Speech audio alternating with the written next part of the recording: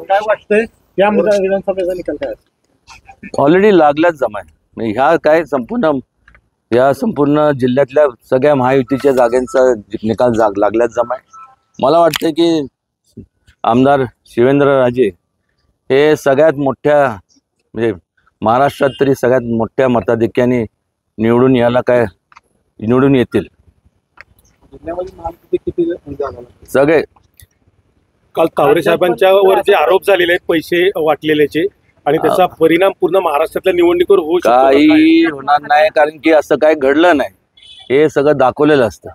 समजा मी एका ग्रुप मध्ये बसलोय, मग तुम्ही एखादा येणार ती बॅग आणून ठेवणार आणि मग काढणार, चला फोटो काढा। हे सगळं नुसतं काय त्याला म्हणतात प्लांटेड असतं ना, तशी स्कीम्स असतात।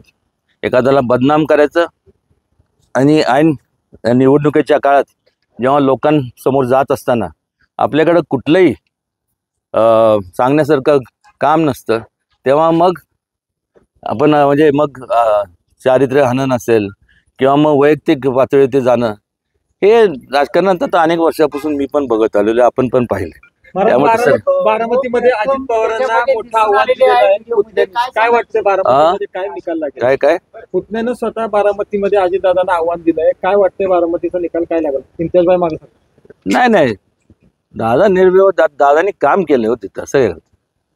आता ते ह्यांचं नाव काय ते योगेंद्र, त्यांनी आयुष्य फॉरेनला काढलं इकडे तिकडे, त्यांनी आपलं तसंच राहावं।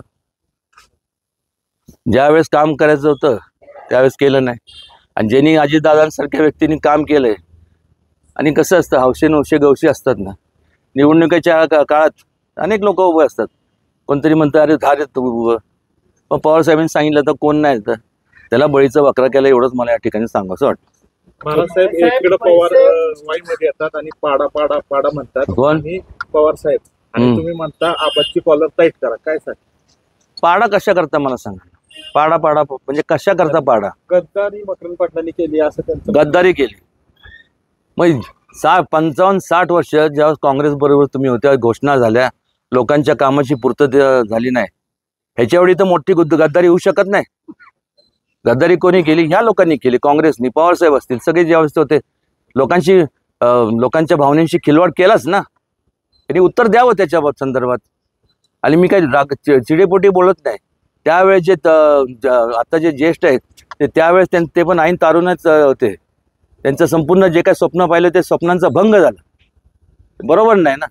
आणि जेव्हा आता त्यांच्याकडनं होत नाही, मग अजितदादा असतील, त्याचबरोबर एकनाथ शिंदे असतील, मकरंद असेल, आबा, हे सर्व जेव्हा प्रगतीच्या मार्गाने जेव्हा जातात, किंवा ज्या लोकांनी आपल्याला आशीर्वाद दिलाय त्या लोकांच्या प्रती आपण आदरभाव किंवा काहीतरी त्यांचे कामं झाले पाहिजे ही भावनेने जातात, त्यावेळेस त्यांना गद्दार म्हणायचं। खरे गद्दार ते नाहीत, जे म्हणतात तेच गद्दार आहेत।